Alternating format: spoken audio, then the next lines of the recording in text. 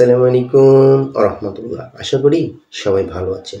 আলহামদুলিল্লাহ আমি অনেক ভালো আছি। আজকে যে টপিকসটা নিয়ে কথা বলবো তা খুবই গুরুত্বপূর্ণ বিষয়। ভিডিওটা যদি ভালো লাগে তাহলে অবশ্যই লাইক দিন, কমেন্টস করুন অথবা শেয়ার করে দিন।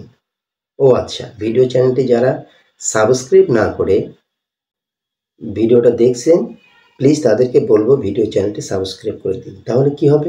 প্রতিনিয়ত নতুন নতুন ভিডিও আপলোড দেওয়ার সাথে সাথে নোটিফিকেশন পৌঁছে যাবে আপনাদের কাছে। কারণ প্রতিনিয়ত নতুন নতুন ভিডিও আপলোড দিচ্ছি। ভিডিও শুরু থেকে শেষ পর্যন্ত আমি ডাক্তার মিজান রয়েছি আপনাদের সাথে। হ্যালো গাইস, তাহলে আজকে যে টপিকসটা নিয়ে কথা বলবো তা কি?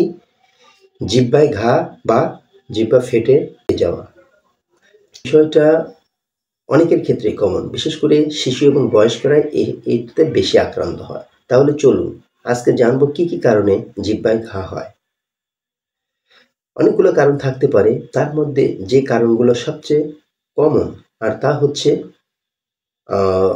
মুখের ভিতরে সংক্রমণ, পেটের বিভিন্ন রোগ, ভিটামিনের অভাব, অতিরিক্ত ধূমপান, অতিরিক্ত গরম খাবার খাওয়া, এমনকি দীর্ঘদিন ধরে জ্বরে আক্রান্ত হওয়ার ফলেও জিহ্বায় ঘা হতে পারে।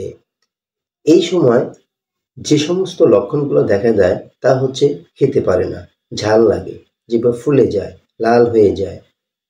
এই সমস্তগুলো কমপ্লেন নিয়ে রোগীরা ডাক্তারের কাছে হাজির হয়। এবার জানবো এই অবস্থা থেকে পরিত্রাণের উপায় কি কি। উপায় হচ্ছে খাবার পর মুখটা ভালো করে পরিষ্কার করতে হবে, সঠিক নিয়মে দাঁতটা পরিষ্কার রাখতে হবে, গরম খাবার খাওয়া যাবে না, লবণ পানি, কুসুম গরম পানি অবশ্য, সেটা দিয়ে গার্গেলিং করতে হবে। বেশি মশলা জাতীয় খাবার বা